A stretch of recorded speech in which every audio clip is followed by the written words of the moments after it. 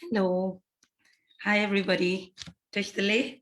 And like always, a very warm welcome to now the final, the concluding session of our weekly virtual teachings by Venerable Geshe Lhakdor. And if I have to number the session, it's the 24th session. So this means, including this session, we have spent together 24 beautiful weeks of great learnings, great sharing, and great fortune, really. So as we open ourselves up to receive these precious teachings on this 24th session, I hope we all prepare our minds with gratitude and immense sense of rejoice. So thank you so much, everybody, for joining us. And thank you so much, Geshe-la, for making this all possible. With that, please guide us, please help us.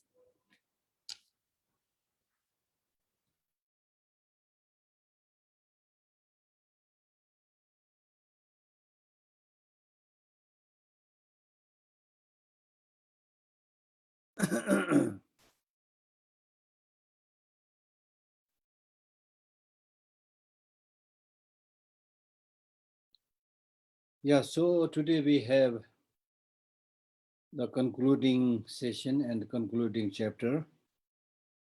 It was a wonderful opportunity, not only for you, but especially for me, because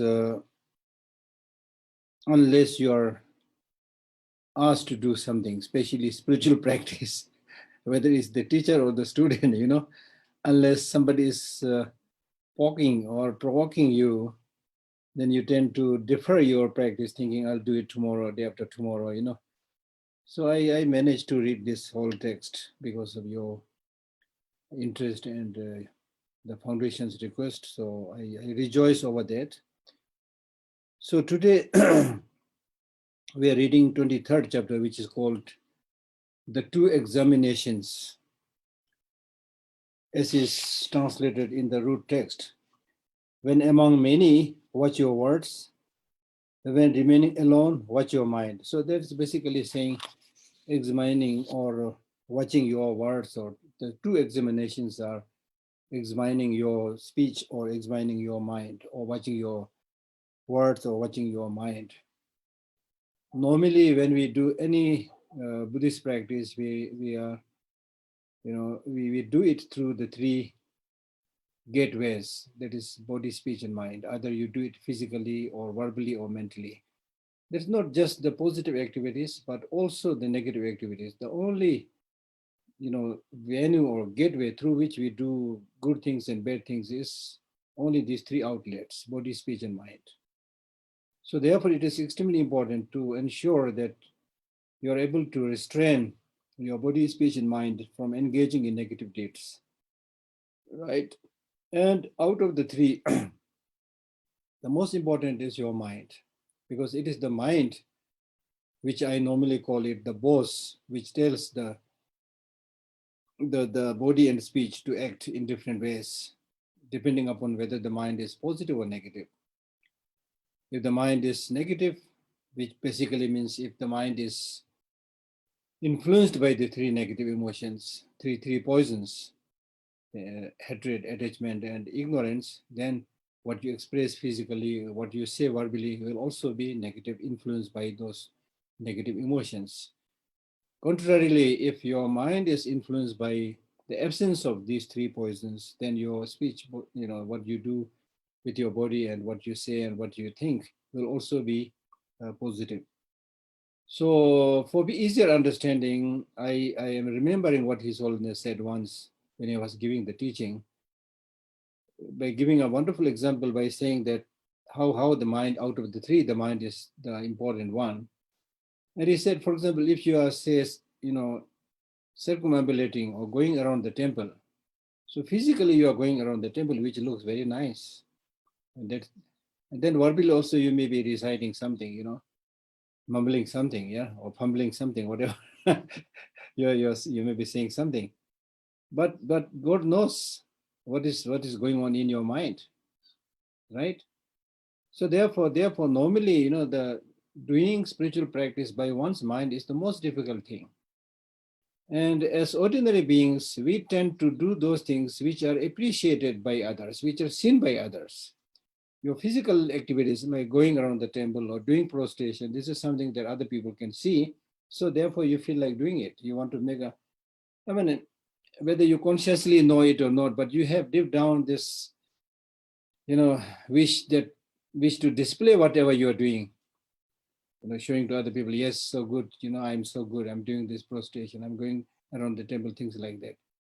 And you may be reciting some mantra. But as I said, even with this, seemingly physical and mental positive practices, what is really going on in your mind is not sure. And a clear example that that kind of Dharma practice is not a genuine Dharma practice is that even when you physically you're doing something positive, verbally you are doing something positive, but mentally you can engage in many negative thoughts. So clearly showing that it is not sure whether your physical and verbal activities will become a spiritual practice or not, right? For example, His Holiness give this wonderful example. For example, you may be reciting the famous Tibetan mantra Om Mani Padme Hum, right? So in the beginning, you may be saying Om Mani Padme Hum, Om Mani Padme Hum. And then normally also we don't pronounce it, properly. Then we might say Om Mani Padme, Mani Padme, Mani Padme, Mani Padme, Mani Padme, like that. And then gradually your mind may be actually thinking not about the mantra Om Mani Padme Hum, but maybe thinking about the money. So the word chanting Om Mani Padme Hum, Om Mani Padme Hum gradually might become money, money, money, money. So, and then like similarly, physically, you may be doing something. Mentally, you can think all the nasty things, of competition, of jealousy, and of bullying other people, things like that. So I just today was chatting with somebody, and he said sometimes, our so-called Dharma practice becomes another lifestyle, and we hardly think about it. So there is the story of a person who was, moving this prayer wheel. And then there were other people near him who were talking about killing anyone. So this man, his mind was actually thinking and joining these people who were planning to kill the animal. So with this prayer wheel, he said, kill that one, pointing towards a particular animal. He said, kill that one is better. So he's supposed to be doing some practice, but mentally he's not into that practice, right? So, but if you are somebody who is mentally thinking about love and compassion, then having influenced by this more powerful energy mind, you cannot kick a dog when your mind is thinking about compassion. You cannot say nasty things when your mind is really thinking about compassion. So therefore, mind, whatever you do, not just spiritual Buddhist practice, but whatever you do, if your mind is there, if you are fully alert, aware, and concentrated, then whatever you do, you can achieve much quicker, and you will also enjoy it because your mind is involved in it.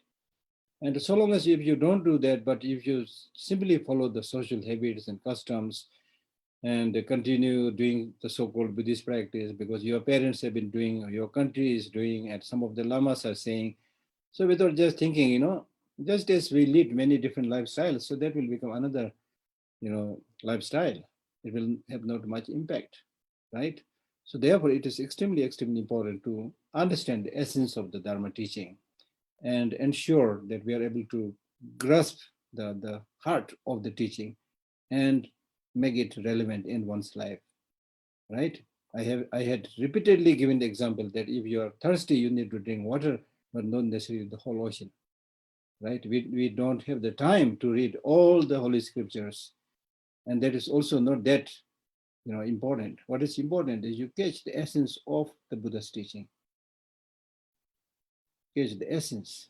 There is always an essence, like the development of wisdom and compassion is the essence. Like development of morality and understanding of interdependent origination is essence. Like helping others, not harming others is essence. So it's so easy to understand in a nutshell, you see. So do that. Now, if you practice that, everything will be there. If you don't practice that, then just we keep on, talking about various topics on Dharma, that this teacher said that, this teacher said that, His Holiness said that. There's a story of somebody who was a cowherd or shepherd. So every morning he has to take this flock of sheep or cow to the grassland. So every morning, because he is the servant, the herdsman, he has to count all the cows or sheep. And then in the evening also, when returning home, he has also to count to make sure that none of them are killed or lost. So when this has been observed by someone, he went to this person and said, you must be very rich. You own all this sheep and cow, which you count in the morning, which you count in the night. Then he said, no, no, no, I'm just a servant. I don't have even a single sheep or single cow. I'm just servant. So therefore, I need to count them. So like that, if we become like that, just count different topics of the teaching. And then if you really check what you have with you, if you say I have nothing, it's very, very easy to become like that. Very easy to become like that, because normally we have this habit, when we know the meaning of some word, then we start thinking, I have that quality, I have that experience, I have that knowledge. No. Even when your Lama has asked you to cultivate bodhicitta for a moment, and then you close your eyes and think about it, you feel good, and you almost think that you've cultivated bodhicitta. I mean, that's not so easy like that, you see, right? It's not so easy that. But as I said earlier, there are two things you need to remember. One, because of our very strongly ingrained negative habit, it is difficult to undo that habit and get habituated with the positive things. So in that sense, it is difficult. But difficult does not mean that it is impossible. If you really catch the essence of the teaching and practice it, you can. The only problem is we are not. I mean, I was reading one text which says that even if you really spend a part of the time that you are spending so much on many other things, mostly less important and in many cases total nonsense, you spend so much of your life and time on those things.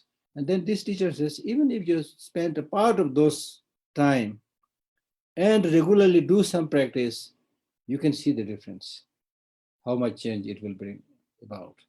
So that clearly shows that we are not able to cultivate these qualities because we are not doing it. We are not spending time to do it, right? So how can you hope to cultivate all these things without making any effort? When we talk about removing the negative emotions, don't think that negative emotions will go away there because they are impermanent. Anything impermanent that will change and go away, right? So negative emotions will just by the passage of time it will go away. It's not like that. Because the continuity of the negative emotions, the imprints and habits are,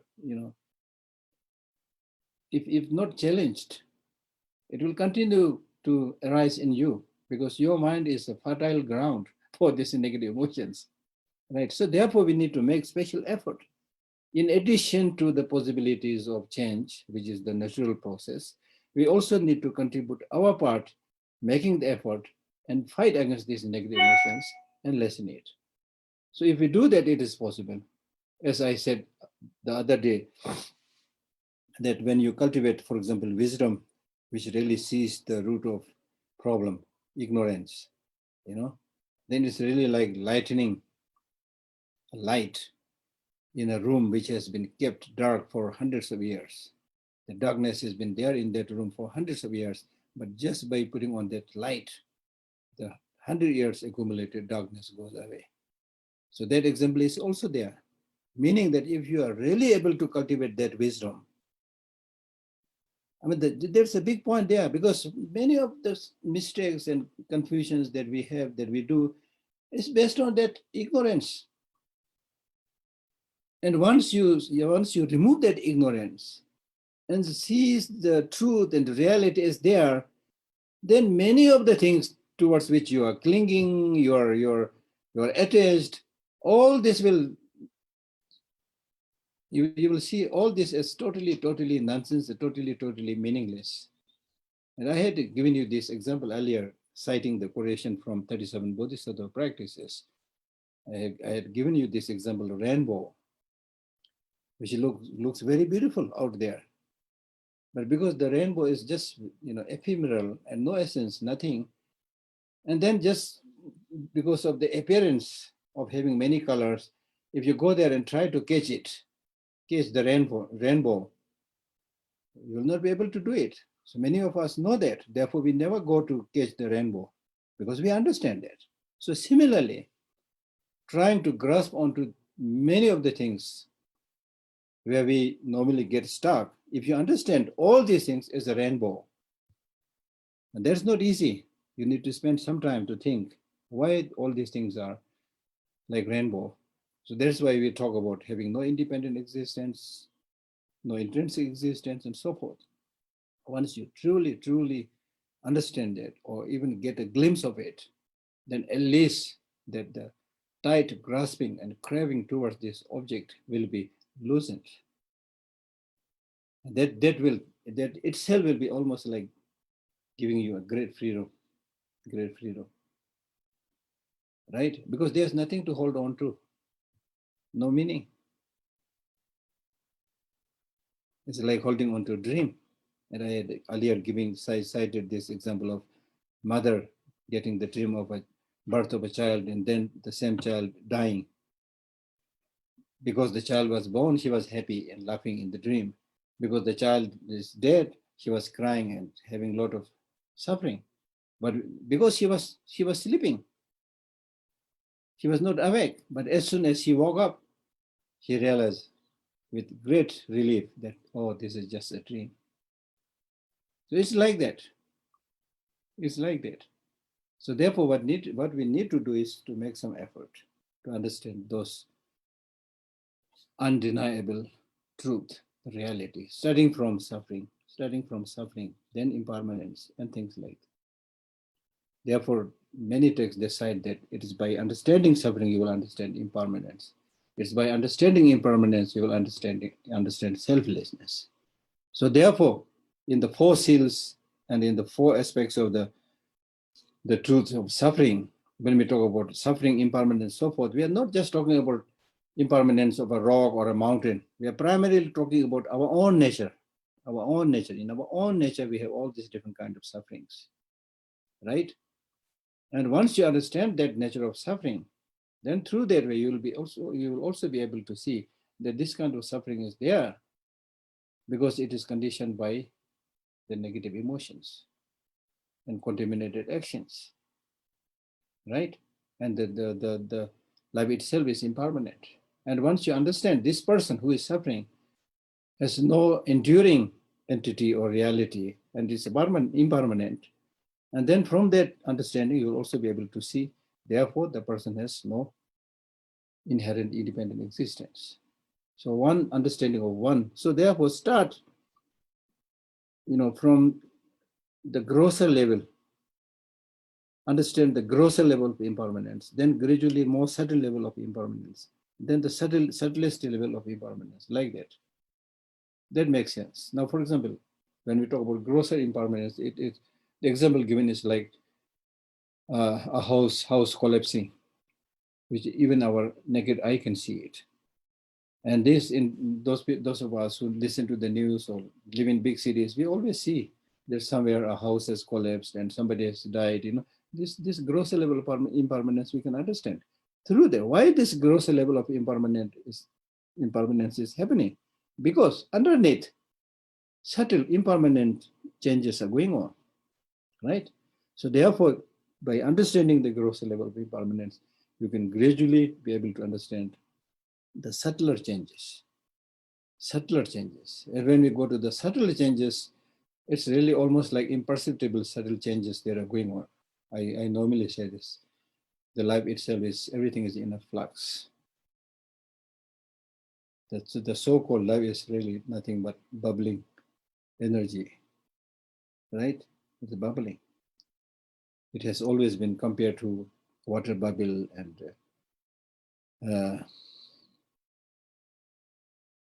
right?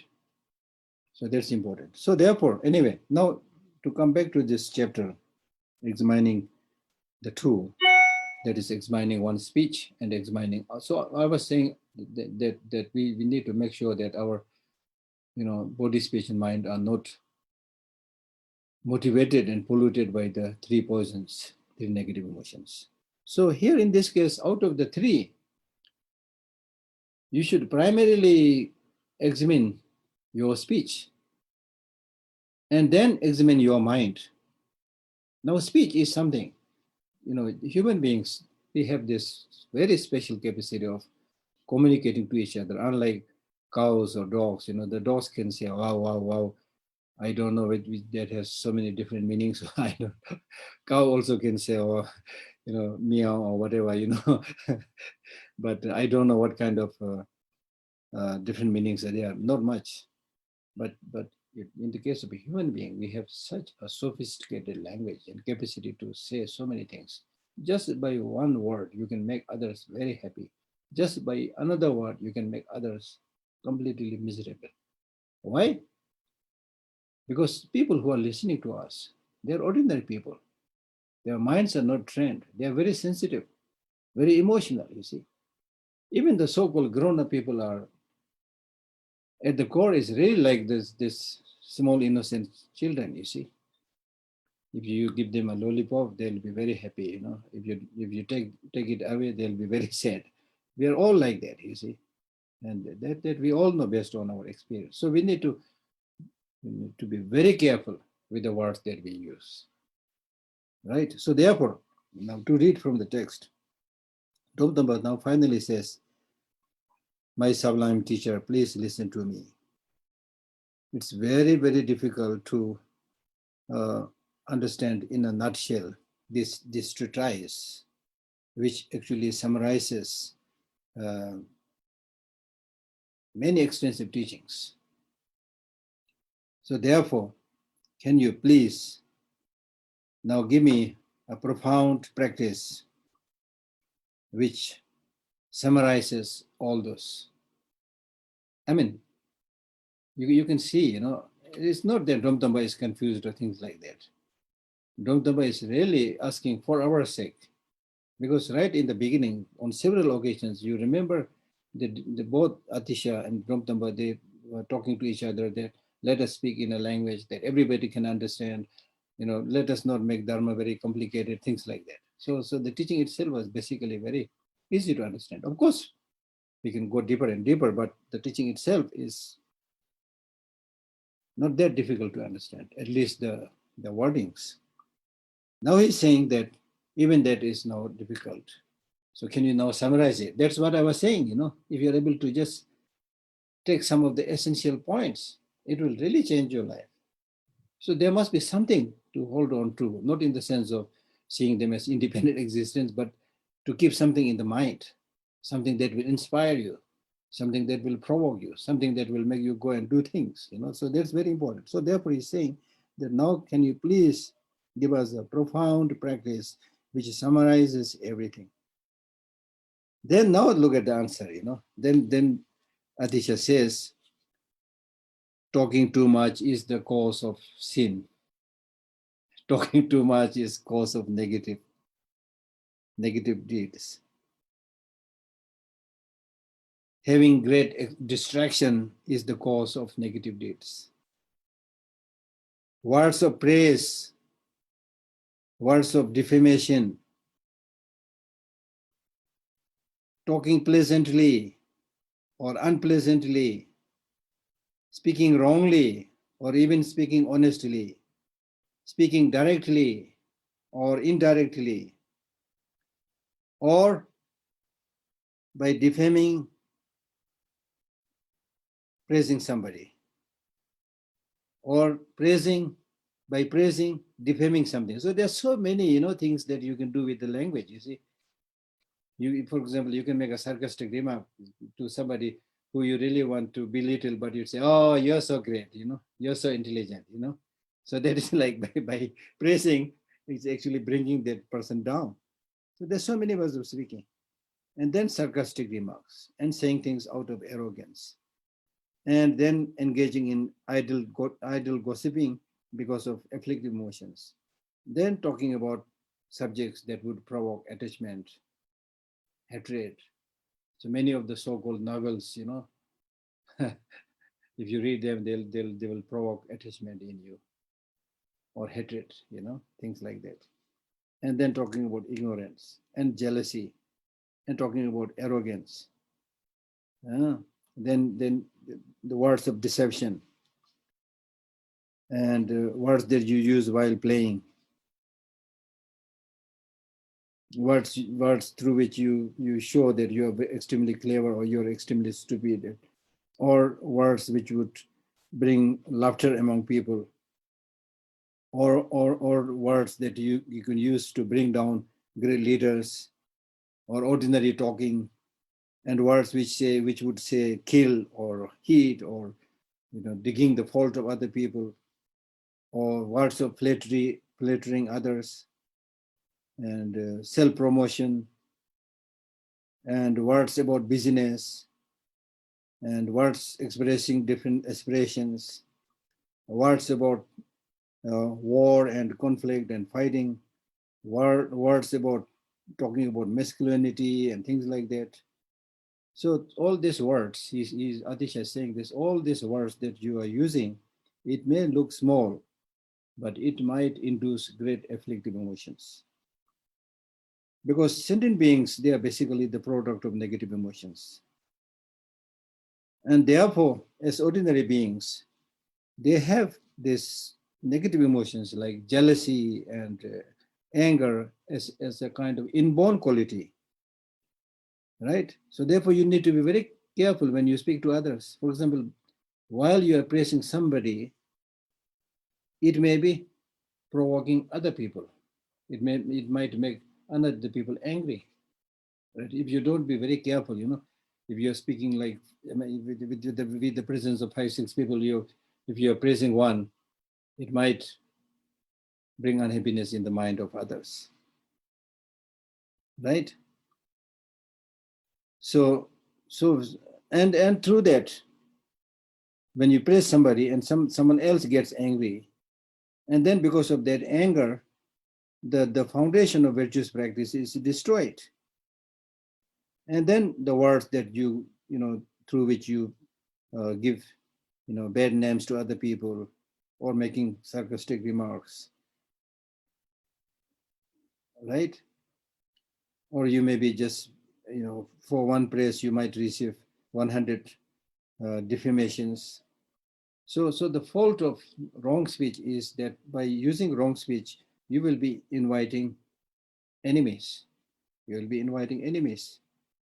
And the fault of speech is that by using wrong speech, you will lose many of your friends and relatives. And to make a long story short, at the end of the day, the fault of speech is that it is said that if you lie or engage in gossiping, things like that, then in the future lives, your tongue itself will be used as a field, and on which cultivation will be done, things like that. So even forget about the wrong use of word. Even if you use very soft speech, right? But if you speak too much, then depending upon the intonation, right? Again, it will hurt others. Because even if you are praising somebody, that person may not receive that praise in a good sense, but he might take it as a kind of personal attack. So therefore, just by praising, you might make somebody as your enemy. And if you praise somebody who is already negative and bad, then that would again, of course, provoke that person. And if somebody is already good, even if you praise, they'll not be happy because they don't want that kind of praise. So therefore, it is always better not to speak too much.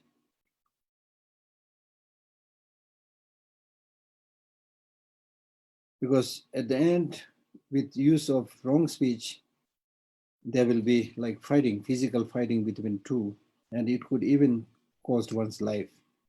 And the result will be to be born in a negative state of existence. So therefore, it is intelligent, it is important to guard one's speech. And I've said many times that nature has given us 2 ears, 2 eyes, only one mouth. So that means you should you should listen more, see more, and speak less. And His Holiness the Dalai Lama has repeatedly said, if you speak more, you will not learn much. But if you listen more, you will learn many things from other people. Right? Many of us, and I belong to that category, many of us don't have this patience to learn patient, listen patiently to others. But before even heard, even before somebody finishes the sentence, you just say, oh, no. You start speaking, you see. So, right? So therefore, there is a Tibetan saying which says, "Marmar chela dapo majam na riri ulam goji." This is a Tibetan saying, which means marmar. I don't know how good I'm going to translate this. Marmar chela dapo majam na. This reddish tongue, if you don't take care of it, then this roundish head might get beating. Okay, right? And so therefore, the speech that we use, even though it is not sharp like a blade, but when you use wrong speech towards somebody, it can chop other people's heart into pieces. Meaning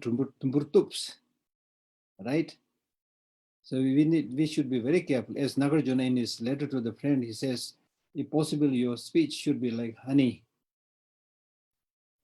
If not, at least it should be like a flower. But it should not definitely be not like a filth. Some people, whenever they say something, it just makes everybody unhappy. So therefore, you will notice some people who are so talkative and so hurting that as soon as they see these people, they'll just walk away, go away from that person. You see, and then there are others who speak so softly, so kindly, so nicely. They listen to others. And I've been observing this in the library itself. Although I'm speaking, giving more teachings than many of the staffs here, but I've noticed many of them are like much more softer, much more kind, much more gentle than me. You see, so you need to learn from them. They are the real teachers. You see, not one like me who is just talking. You see, really, because every person has different habits, different tendencies, die-hard habits. It's difficult to get rid of those habits, but it's important to understand your own habit and then change the negative ones into the positive one. Right? Now, another thing that you need to examine now here is, when we talk about examining the speech, first you need to examine the object towards which you are using the speech. Now that means if there are many people there, then Atisha advises, if there are many people there, then it's better you remain silent. I mean, this is such a good teaching.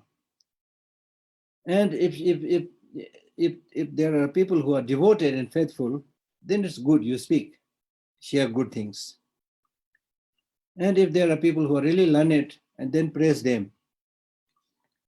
If there are people who are really disciplined, then you should praise their great sense of discipline.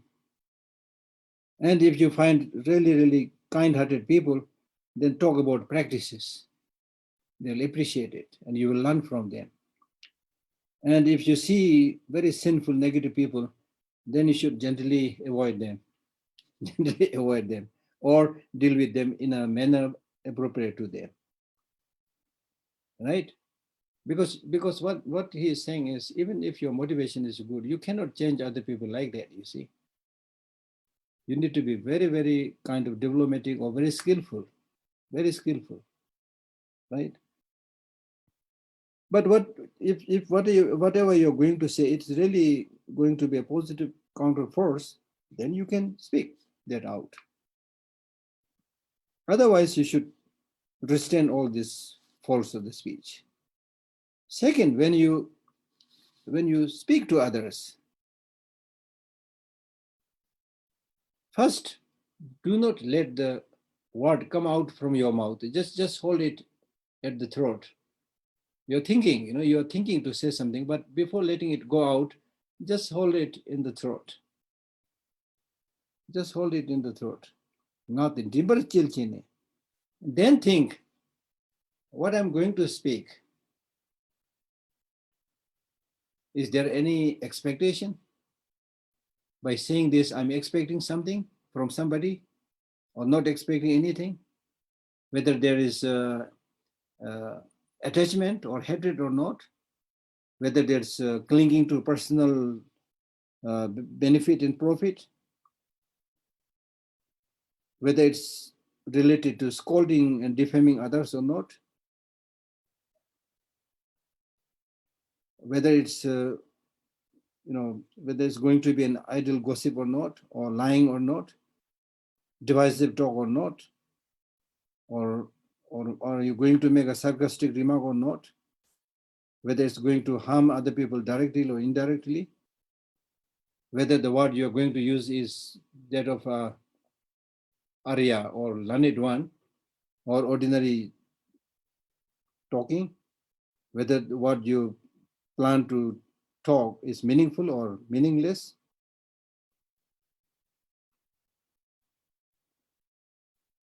So then through that kind of examination, if you find that what you're planning to speak is right, then let it come out from your mouth and say it.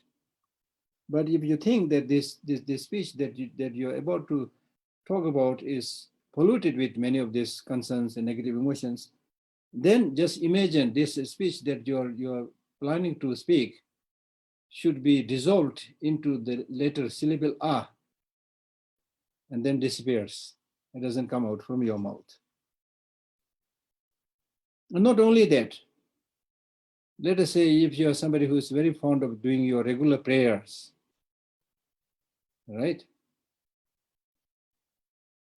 But if you do that prayer loudly in front of somebody who is doing meditation, concentration, even that is improper because you are disturbing other people. Or if you do that practice in front of somebody who is very fond of belittling everything, that's improper. Or if you praise the Mahayana practice in front of somebody who doesn't like the teaching at all, it's wrong. So don't share those teachings in front of those people who have no faith. Then also in terms of your showing respect to your Lama, to your abbots and things like that, you may have great faith, great respect to them. But if you are with somebody who is full of attachment and hatred, then in front of this person, don't praise your Lama or your abbot, because by doing that, this person will again develop his hatred, attachment, and things like that. So therefore, when you find that that other person is an improper, vessel, then don't declare many of these secret practices. So in short, until and unless you have clairvoyance, if you have clairvoyance, then of course you will know properly whether what you're going to speak is going to help others or not others. So until you have actualized clairvoyance, it is primarily important to restrain your speech, especially when you're among many people, right? Because it is this speech which destroys many of your virtuous practices. So therefore, he tells Drom-tonpa to examine his speech, and instead of using negative speech, use the word, use recitation, and so forth. And even if you hear words of unpleasant words and words of hatred, then you should remain as if you are dumb. You have lost your speech. So for a proper Dharma practitioner, many a times it is important that you are blind and dumb, right? We are very ordinary people, so we see too many things. And when we see too many things, we then started talking about many of these things as if you have great information. And then, someone says something else, then there is a disagreement. Unnecessarily you argue and things like that. So it is not useful at all. So therefore,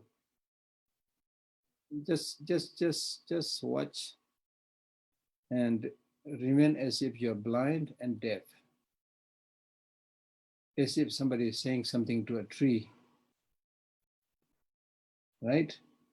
That's important. That is important. Very, very important. In other words, what he's saying is that you should observe your way of life in such a way that the external environment and the people, however bad, however nasty they may not be able to put a negative impact on your life. So that's why the Buddha said, self is the protector of the self. No one else can be the protector. Right?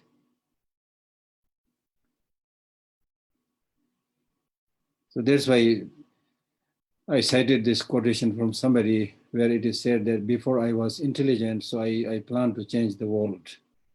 But now I'm wise, so I've started changing myself. That's the only way to change the world also. Right? So therefore, it's important to develop a way of life where your body, speech, and mind contributes to the well-being and happiness of others.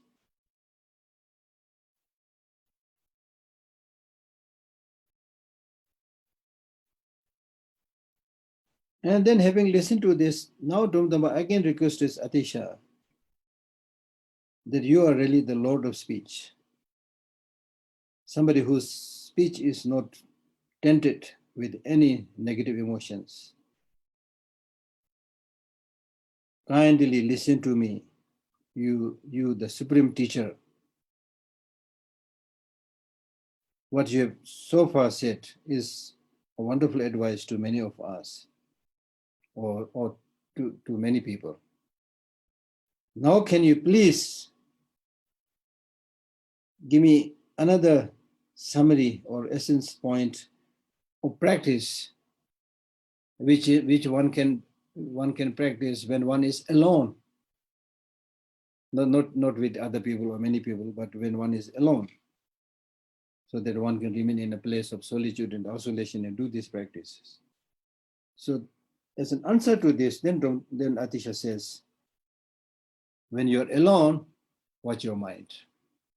When you're alone, watch your mind. I have elsewhere read a text which says, when you're among many people, watch your mouth. Chikpur lak, when you're alone, watch your hand. Always watch your mind. There's also another way of putting. And then when you're among many people, watch your mouth. This is similar what we have already studied here. And then the second one, when you're alone, watch your hand. That means, for example, if you are in the house of somebody alone, and then the house members, they may have gone to the kitchen to serve you tea or cooking something, and you're alone sitting there. Then sometimes there may be risk of stealing something. So even if you don't steal, out of curiosity, if you touch that beautiful cup or glass lying there, and unfortunately, if that beautiful cup or glass slips from your hand and it breaks you to pieces, that will be again a big tragedy, shame, you see. So therefore, watch your hand. Watch your hand. It's very important. I mean, these are all taught not only in the text, but this pandemic is teaching us, watch your mouth. Masking up. Masking up. Washing your hand. See? Watch your hand. And the other day I was reading a text, Buddhist text, which says these two hands, it's very interesting and will be very useful during the pandemic also. It says these two hands symbolizes the method and wisdom. The method and wisdom must go together. And as an example to this, the text says, when you want to remove the dirt of the two hands, both the hands must wash together, helping each other to remove the dust. It's a beautiful example. Luckily, I've found reading in a text, which is very, very appropriate during this pandemic also, you see. So when you wash your two hands, it's not only removing the virus, but also you're cultivating the method and wisdom, remembering about the need to combine the practice of method and wisdom together. So these are all like, truth is truth. That's the beauty of the Buddha's teaching. And the Buddha's teaching based on the true noble truth or true truths, conventional truth, ultimate truth. So basically it's based on the law of nature. Law of nature will always be whatever it is. You cannot cheat it. Impermanence will be impermanence. Suffering will be suffering, right? It will be there. Death will be death. It will be there. So what is important for us is to understand this law of nature and accept it. Don't pretend that you are not good, not impermanent, you're not going to die, you're not going to live forever. You repeat this 100,000 times, pretend that you're permanent, it will never be permanent. You can't change it, right? You can't change it. Therefore, it is important to accept the reality. So therefore, when you're alone, watch your mind. And when you talk about watching the mind, the important thing is if there is no mind, then there will be nothing that will perceive the object. And when the mind doesn't go into the object, then there's no question of developing attachment, anger, hatred, and so forth, right? But then because of this, now you find out, okay, it is the mind. So what is the foundation of the mind? Whether the mind has intrinsic independent existence or not. In the Buddhist schools of thought, even the Chitta Matras, the mind-only schools, they refute, external existence. But they say the mind has true existence. And then when you move into the Madhyamika school, then they say mind, like any other phenomena, also has no inherent independent existence. So that's what he's discussing here. The mind, the so-called mind, also has no intrinsic independent existence. Many different things may appear to the mind, right? The only problem is the mind tends to run after all objects, desirable object, undesirable object, So therefore, one very important teaching that is being taught in Dzogchen is just let the things arise and disappear. Don't chase the object. Don't run after the object. That is what has been discussed, right? So therefore, now it's time to analyze the mind, examine the mind, from where the mind came from. What is the nature of the mind right now? From where the mind is going to go, right? So it is like the electricity, the electric current in the electric wire. Our body is like that electric wire, which we can see. But can we see the current? We can also see the wire, but the current running through the wire, we don't see. But our not being able to see doesn't mean the current is not there. If you touch it, you will know it is there. It will give you a jolt, right? So similarly, and then of course, the clear indication that the current is there is if you switch on the button, the switch on button, the light will be on. There will be light in the room, right? But then if you analyze from where it came from, what is the present nature, how far the mind is continuing to go, then you won't find any concrete, solid mind which you can pinpoint your finger and say, this is the mind, right? As one very important Indian Buddhist master, Guhya Garbha, he said, in whichever of the six realms you are born, this inborn natural awareness, the mind, which is like a queen, is really, really powerful. Really powerful. And then he explains the nature of the mind by saying, the mind is really like a monkey in a house, or it's like the lightning in the sky, or it's like the cloud which comes and goes, right?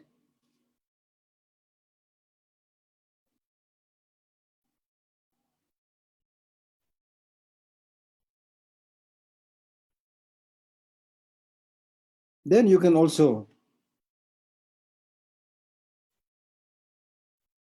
when the mind goes towards a particular object, let us say physical form, then how does the mind look? What is its nature? Whether it is a shape or color. Similarly, when the mind goes after sound, the mind goes after the sound, but whether the mind itself has, like when the mind goes after the physical form, it's going after the physical form. But in the case of mind itself, has it any shape, color, physical form? You won't find it. Similarly, when the mind goes after the sound, the mind itself doesn't have that sound. Similarly, when it goes to the taste, and so forth, towards all the sensual objects. So therefore, you will find that mind is basically a conceptually fabricated thing. But then you also examine that conception, that conceptuality, right? Then it will disappear like the rainbow, as we already discussed. And when you don't find that mind through repeated search, then you are actually seeing the nature of the mind. You are really seeing the nature of the mind. So in order to see that mind, you need to also accumulate some merit by doing the 7-limb practice and so forth. We discussed about this earlier. So to summarize this topic, we are basically talking about 2 examinations. That is, when you are among many people, examine your speech. When you are alone, examine your mind. So in these 2 auspicious examinations, everything will fall onto that.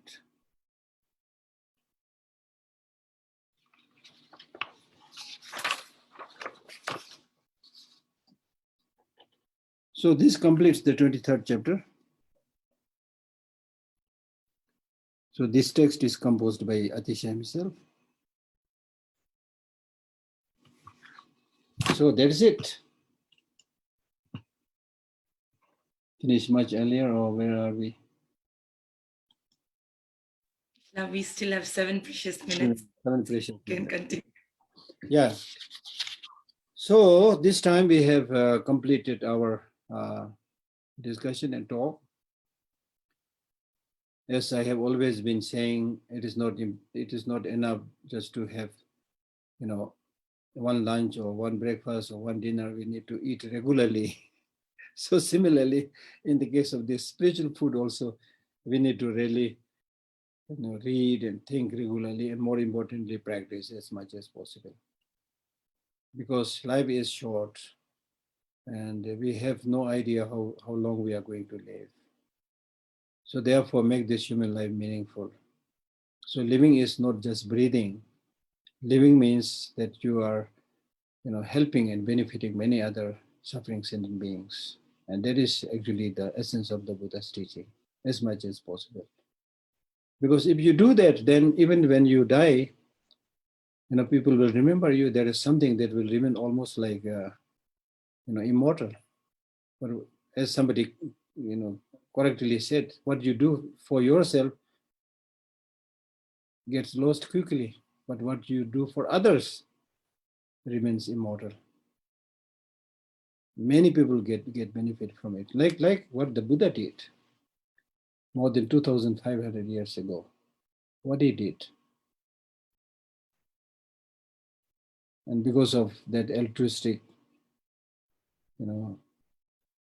teaching, and because of his insight into the way things are, he used to, the other day I was reading a book, a story of the Buddha, and it said that he walks almost like 25 kilometers every day from one village to another village, from one place to another place, sharing his teaching, helping other people, things like that. So I saw a similarity with His Holiness also. His Holiness also used to travel much. Not because he fancies moving into different restaurants or hotels and seeing different places. He hardly sees any place properly because he's always attending conferences, talks, teachings, and then sleeping, and next day the same routine. So I had this first-hand experience with him, you see. So he's not going to different countries as a tourist, but he really goes around trying to help, people and raise their spirit and raise their integrity, raise their self-confidence, things like that. It made so many changes in the mind of the people. It really has brought so many changes, much more than what many, short-sighted leaders are doing through force, right? So what you achieve through that way is much more long-lasting. Because it is, the good news, I always call this, in Buddhism we call it Buddha nature, but I prefer using the word good news is that if you look closely, I'm really amazed with the goodness in the mind of everybody, rich or poor, or even very desperate poor people. Basically they have this willingness to do something good, not to unnecessarily tell lie. This is there. Out of necessity, they may be like sleeping and they may be like doing something negative, but deep down, they expect something. They expect to live. They expect to be happy. They expect that things change. I saw this clearly everywhere. That's great news. That's good news. That's really good news. Because the wish to have happiness, all of us. I started the teaching by saying we all want happiness. And nobody can deny that. Not only we want happiness, we want a long-lasting happiness. So this, right from the birth, having this long-lasting wish to have happiness is good news. This itself shows that if you make that attempt in the right direction, you have the capacity to get that long-lasting happiness. Nature is telling you that you came into this world with the slogan that I want long-lasting happiness. Why you made this slogan? Nobody asked you to make that slogan. It's there with you. That longing is there with you. So that longing shows you have the capacity. In Buddhism, we call it Buddha nature. You have the capacity. The only problem is you have this longing, but you are not making an attempt to fulfill that longing, that wish. You silence that wish, that longing, by running after ephemeral, seemingly glamorous things. You run after these things, and then you get sidetracked. So that's why if you read texts like Maitreya's Sutra Alamkara or Uttara Tantra, it speaks about the Buddha nature, something like a treasure hidden underground. It is there, the treasure is there. The only thing is you need to excavate a little bit and remove the dust over that hidden treasure. And once you're able to do it, it is there, the treasure is there. So many wonderful examples are given in those texts about the presence of Buddha nature in us. It's just like another example is just like a butter lamp that is lit in a pot. When that pot is sealed or covered, you may not see the light. Inside it is there light, but when you remove that cover, you can see the light shining out. So we have this capacity, and I am not interested just citing the quotation, but what I'm telling you is through first-hand experience. Not just me, but all of us have that. You see carefully, you observe other people. Basically, they have much more goodness than badness. And the badness that you see around are mostly environmental result, the result of the surrounding in which people are living. You see, there is a discrimination, there is a lack of showing compassion and things like that. So people are like carried away this short-sightedness and the lure of ephemeral things. But if you really see it, there are many poor, extremely poor people still trying to be very honest. Majority, I'm saying. Yes, among this majority of population, you will here and there find one of people who will be like, who will appear as if they're completely incorrigible. Those things sometimes we see, but I'm talking about the majority of the people. And His Holiness has given this example by saying that we should never lose hope, even if some nasty things or bad things are happening, in big cities and things like that. And he said that, for example, even in the big city like New Delhi, in a day, how many people are killed in a normal day? Maybe just few. But how many are nurtured, looked after in a hospital? How many are looked after by the mother, families? Countless, millions are looked after. So that shows the goodness of people. And then why so much is coming in the news? Because whatever is against human nature becomes news. Bloodletting, for example, if you bloodshed somebody, that's against human nature, it will become news. But about mother showing love and compassion to the children, it will never become news because it is something people take it for granted that we should do. So that is it. This is something we all say. Somewhere I discussed, a long time back during the Aristotle and Plato period, they discussed about whether it is important to teach ethics or not. There was a big debate. This debate arose because most of the people thought ethics is something that people will naturally do. No need to teach it, you see. So the point is we really have this goodness there. And you can say it, I can say it with first-hand experience. So that's good news. So therefore what we are trying to do through Buddhist practice is to let that Buddha nature shine out by being kind, by being nice, you see. As I said, it depends on the surrounding, If you really change the surrounding a little bit, people really get transformed. And so that's why proper education to the younger generation is the most important thing. Because in the future, the world leaders have to come from these young people. And we should really teach those values and good things to the younger generation so that they're able to live happily and harmoniously. So that will be the greatest gift that we are going to give to the younger generation. Not just concrete buildings and things like that, right? So therefore, these are the important points that we are discussing while we study such important text by Atisha and so forth.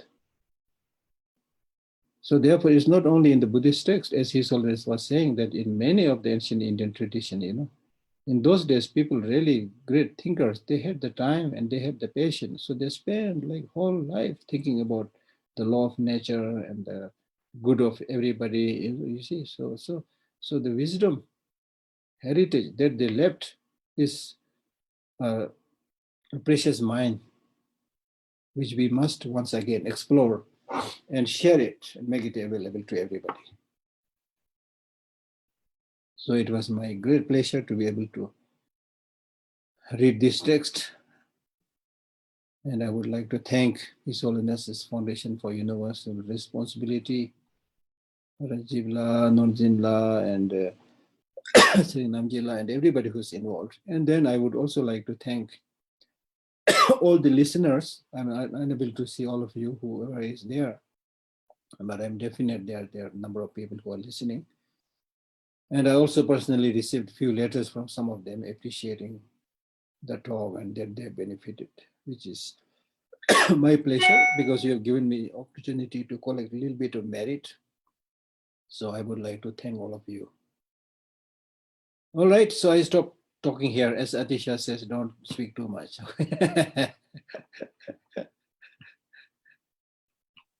Thank you so much. I hope your words remain permanently imprinted in our impermanent minds. And with that, I would like to open the floor for discussion questions now. I have Nili appearing first. Neeli, please ask your question. Oh, hi, hello. I just wanted to ask something. If we really say that, all phenomena, we can treat them as, rainbow, as you said, or dream or illusion in various ways.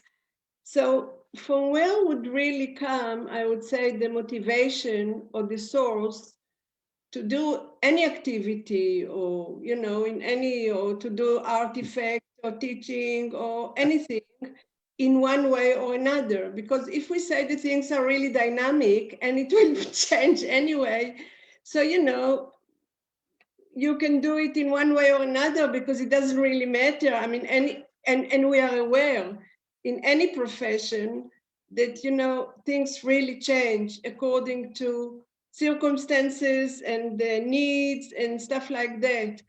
So there is there is a bit of a contradiction, so I was wondering how to deal with this question. Yeah, you asked these questions earlier also. I remember very well. More or less, you asked this question earlier also. So, So so, I'm debating with myself. but my answer will be on many levels. This is a little bit complex issue, because what kind of response you should give depends upon what level of your spiritual practice is. There are highly advanced spiritual practitioners like Milarepa. He's not interested in art and carpentry and all those things. These are of no importance to him at all. So there's very high level. You don't need this. Then on a much more lower level, let us say our own ordinary level, then our own ordinary level, we talk about the true truth, conventional truth and the ultimate truth. Conventional truth is the means and ultimate truth is what you get from those means. So that means we cannot suddenly jump into the ultimate truth. Even though things are like illusion, you cannot suddenly say, oh, everything is illusion, I will not stop eating, No, right? So because so in the realm of conventional truth, we need to eat, No, the problem here is normally to our ordinary mind, we tend to think that if the art you make or the people you love, if they are not permanent, then if they are changing, if they are like rainbow, then what is the fun of making love with this person? What is the fun of creating this art? That's what we tend to think, you see. So that's, I think, big wrong understanding. Wrong understanding. In fact, the beauty is there because it's changing, not because it is permanent. Because of its capacity to change, it can benefit many people. Like, for example, the person you love, if that person is permanent, not like rainbow, never changing. I mean, imagine if there is a person who never changes, who never smiles. Never changes means never smiles, right? So Right. so, so imagine, So then there's no need for you to love that person, Or there's in fact no hurry to love that person because he'll be there all the time until you get completely bored. Now, the beauty of love is there because that person is changing. Number one, with his changing, there will be changing expressions, beautiful things, beautiful qualities, That person is going to develop qualities which he has never had before. He's reacting different things, learning different things. That beauty is there's a growth. Just like flower, you see. Right? And then secondly, because that person is changing, to the extent that person will die one day, because of this, you must love this person then. And loving that person also not tomorrow, day after tomorrow, right now. yeah, Because that's tomorrow that person will be there or not there, it's not sure. So don't worry about whether it's there or not. But right now you love that person, you see. This is the moment. so the moment is not a rainbow. Moment is rainbow. Like, for example, the best example that you can get is dream. The dream that you get in the night is changing all the time. But even that dream can affect your emotion. If you get bad dream, you get nightmare. If you get good dream, you even laugh while you are sleeping, you see. So anything changing or anything like rainbow doesn't mean they are not there. Rainbow is there. Rainbow is there. When people when they see the rainbow, they feel happy, you know, they take photos. So the fact that it is changing doesn't mean that it is not there. So therefore your art is there, your beauty is there, your sculpture is there, you know, these are there. But what we are saying is these are there. We are not saying that they are not there. These are there, but don't grasp onto them, because they don't exist as you think.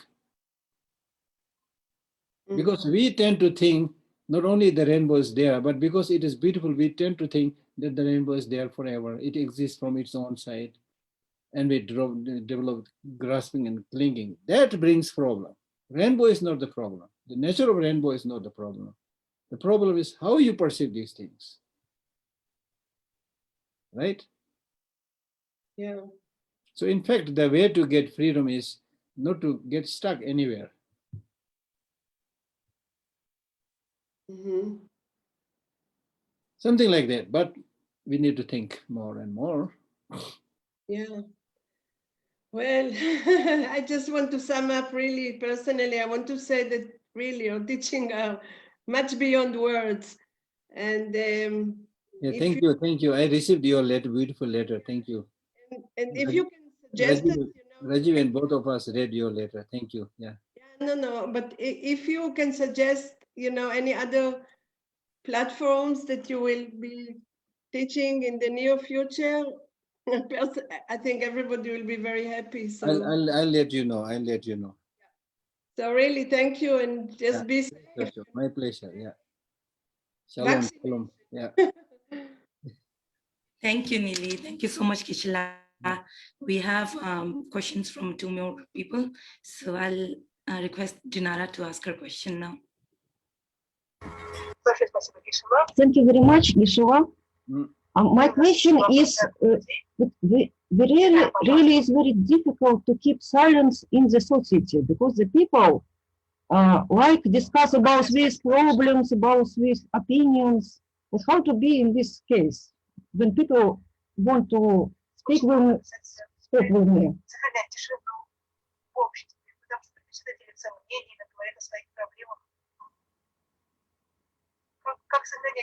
Your voice is breaking. Oh, sorry. Repeat again.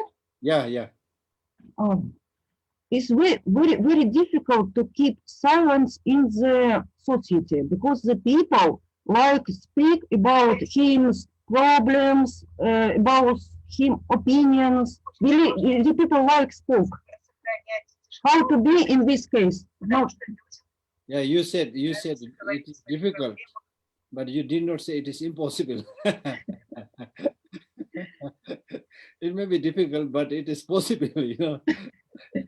So I'm not also saying that remain complete silent, you know? But what we read, you know, dealt with the fact that as much as possible restrain your speech and make sure that you're not hurting anybody, make sure that you're not, you know, unnecessarily gossiping, you know, wasting time and getting distracted. So that is the key. Yeah. Okay. Thank you, Dinara. Thank you, Geshe, once again. Now we have some questions from our friends in Russia. Natasha, will you please? Thank you very much. Thank you very much, Geshe, for your precious teachings. We are very, very happy. And we also would like to join Nili in her request to know when your next teachings will be, and we will be very happy to join. And we have 2 questions today. The first one, when we dedicate merit to a person, how is this merit transferred to this person, in fact? So that actually I discussed earlier, that the person to whom you dedicate your merit should be somebody with whom you should have either, you know, relation in terms of spiritual practice, or in terms of sharing the wealth, things like that. If you don't have that connection, then it is difficult to benefit that person, because it is in accordance with the system of Buddha's teaching that the merit will be earned by one's own practice and doing. Nobody can do that practice for you. So generally speaking, how you fare well in this life or in the future life is very much dependent upon how you live your life, how you sincerely practice. That's most important, not somebody, dedicating or doing some things for you. But as we already read, but if that person who is dedicating the merit on your behalf or somebody who is dead for the benefit of that person, but so in between these two persons, one who is dead or gone and one who is dedicating the merit, if they have spiritual connection, if they have connection in terms of the family relation, they have connection in terms of sharing the wealth, then in that case it will benefit. Thank you very much. And the second question is, Geshe-la, when we live with our family, we need to find time to accommodate their requests, and how then not to feel the disconnection between the practice and daily life, how to transform helping others into the Dharma practice. We need to make a fine line between these two. Generally speaking, if you are not grounded in your spiritual practice, it is not easy to help everybody. So it is important to get grounded, to really be able to maintain healthy relation and still not disrupt one's spiritual practice. That's important. And the second thing is, even maintaining a healthy relation with your relatives and family members itself can be counted as a Buddhist practice, right? Because we are talking about helping all sentient beings. So as I always say, think globally, act locally. It's easy to talk about helping all sentient beings. First, you must be good with your family members. If you're nasty with your husband and wife and then talking about global peace, this is just a joke, you see. So think globally, act locally. That's the thing. So maintaining a good relationship with your family members is a good thing. But at the same time, you need to take your own stand so that you also get your time to do the spiritual practice, and especially not to go in the line of doing unhelpful or negative things. So it's not easy, not very easy, because in many cases the family members will be very demanding, because they know how to live the ordinary life. They don't know anything about spiritual practice, you see. So I've met many people who family, the fathers and the parents, they are very worried about the marriage of their son or daughter, and then getting a job and earning money. That's the primary concern, you see. That's understandable to some extent. This is the way the world lives, right? But so therefore you cannot right away say, oh, I've suddenly become Buddhist and I've become almost like Milarepa, so I have nothing to do with you. Many people do that. That I think is not healthy. That I think is not healthy. In order to change others, you need to, as much as possible, in a positive sense, live with others, help with others, and show that you're also able to do the worldly things perfectly well like others, right? It's not that you are somebody who has lost the battle with the ordinary world and then as an excuse you talk about a spiritual practice. I've seen a number of people like that, you see. They are neither good here nor good there. Then they say, oh, I'm going to do spiritual practice, which is just a lame excuse, So don't do that. Don't do that. Lead a normal human life. That I would say. Lead a normal human life, a sensible human life. Sensible human life means that even if you want to benefit your relatives and family members and things like that, the best way of helping them is not just giving money, but giving them hope, giving them sense of integrity, things like that. And that in the long run will help everybody, right? So there are a number of things to think about, yeah. Geshe-la, thank you very much. And if I may, we just received one more question from our audience on YouTube. If I may ask this one. When I do something bad, I accumulate negative karma, right? Mhm. So how to correct this negative karma? And the second part of the question, is there such a thing as a karma of a family? Yes, yes, yes, yes. We talk about individual karma and collective karma. So the collective karma may be collective karma of the family, collective karma of the society, collective karma of the nation, and things like that. It is there. But individually, when you commit a negative deed, then the question is what you should do. It's like somebody taking the poison. If you had taken poison, what would you do? You would immediately like try to vomit it out, or immediately go to the hospital to take the treatment. So if you're a good practitioner, then it has to be something like that, that you should immediately regret that this was a bad deed. And then most important thing is that you should take a commitment saying that I will never repeat this again, and don't repeat it.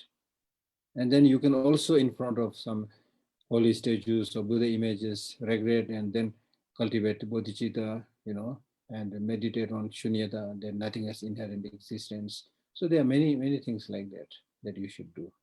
Yeah. Thank you very much, Geshe. Thank you. Okay, thank you. Thank you. Thank you, Natasha. Geshe, we have one more question from Vivek. Hi, Vivek, you can ask your question. I've sent you unmute request. Thank you, Geshe Allah. The question I'd like to ask is, why do humans sometimes find pleasure in hurting others?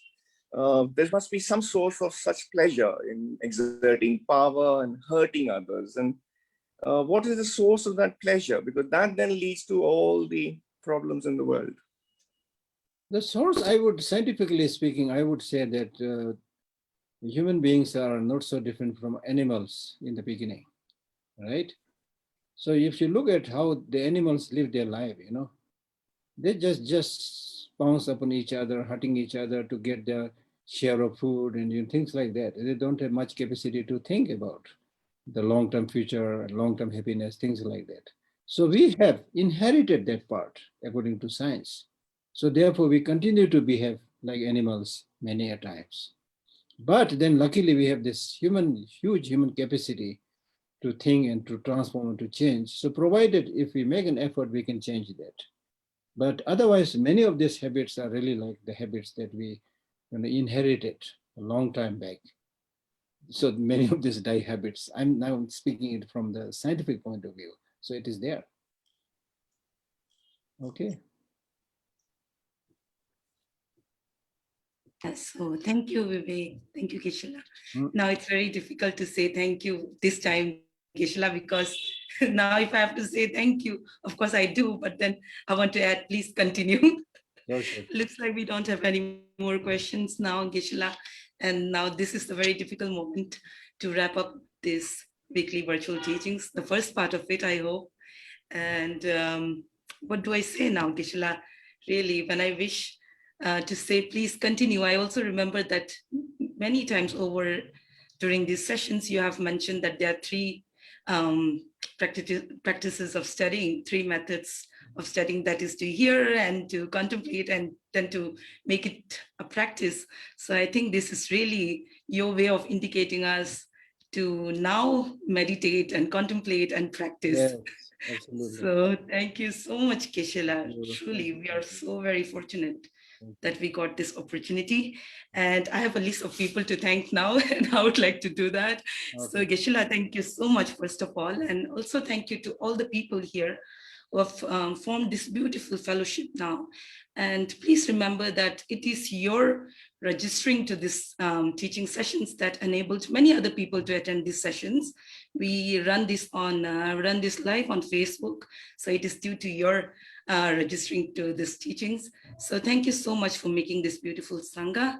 And I would also like to thank our team led by Mr. Mehrotra. So we put in this effort, and we really are grateful to Mr. Mehrotra's vision and willingness to carry these teachings on. So thank you so much to our own team. And now that I mentioned Mr. Mehrotra, I would like to invite Mr. Mehrotra, Mr. Rajiv Mehrotra, our foundation's secretary and managing trustee, to share a few words. Thank you. Well, I feel very overwhelmed. I was telling Geshe Lhakdor just before this started, I said at one level, I mean, his teachings have completely failed to impact me because I still feel a great deal of attachment to him and I don't want to let him go. And so actually it's my failure, not his. And I was just sort of, how do I put it, on behalf of all of us, saying that we're not going to let you go. And he said, well, give it a little time. So I really just wanted to say that we will be writing to you and we're not going to let him go easily, and seeking your suggestions. I mean, we'll be kind and generous, inspired by Geshe Lhakdor, and give him a break from us for a few weeks, a month or two maybe. But we, I mean, what can I say? It has been such an overwhelming time, and particularly through many a dark night of the soul during the peak of the COVID experience. And this has been such an important anchor. I know I'm using all these phrases which we are being trained to shed, but I mean, I'm speaking for myself. I'm afraid I'm in human form, and I was also telling him that I don't expect to get very far in this life. So I'm cheating and I'm counting on the next life to catch up on the Dharma. Well, Geshe Lhakdor, we've had 50, 60 people, through this 6-month period, and there are that many full hearts, that speak for themselves. And I mean, I think it comes from, true gratitude and appreciation and devotion to the teacher. And you have given us so generously of yourself and your time. And I know that, despite your wisdom, you work hard at the teachings, give of yourself so generously. And so I'm really just out of words and I'm feeling a little sentimental and emotional. So I will just let go, as you would recommend.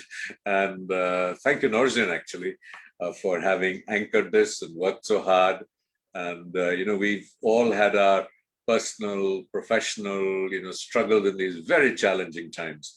And I really have to celebrate her and our, wonderful, strong and silent Sering, Namgyal, who's handled the back end, and in the early days, Diksha Poddar and some other people. So just with a lot of love, a lot of gratitude for each one of you who I see on the screen and those that I don't, and those that had to go away for other places. One of the sort of, how to put it, the most important missing elements in our lives has been the Sangha, because you can, the Buddha, the teachings can be accessed through books, and if you're blessed by, teachers like Geshe Lhakdor. But I think we're increasingly missing an authentic, genuine Sangha, which is so very important. And so we will be looking at ways to try and see how we can foster this Sangha, certainly at least between now and when Geshe Lhakdor decides to come back. So if you have any ideas and suggestions, we don't want to impose on you and say, no, we're going to do this, or I'm going to, or you must. But if there are any thoughts, we really want to respond to this. And I think the ultimate gesture of gratitude to the Guru and the teacher is really to follow through with our own personal and collective initiatives to practice. And I know Geshe Lhakdor says it, but not in the same words. That I know that His Holiness, whenever I see him, even if it's for 30 seconds, would always say, practice, practice, practice. And that is what we need to do as the final gesture of gratitude and to honor you, Geshe Lhakdor. Stay well. And I mean, we're nobody to say stay blessed, but stay well. Our prayers, love, and thoughts are with you. And even though you have often dismissed the idea of blessings, but we need your blessings too, I'm afraid. And so goodbye, and not goodbye, because we're going to connect and meet again together in the coming months. So good luck, everybody. Lots of prayers, lots of happiness, and let's be here for each other and with Geshe Lhakdor. Thank you. Thank you. Thank you, sir. Thank you so much, Geshe La. Thank you, everybody. Bye-bye. Thank you. Hopefully see you soon.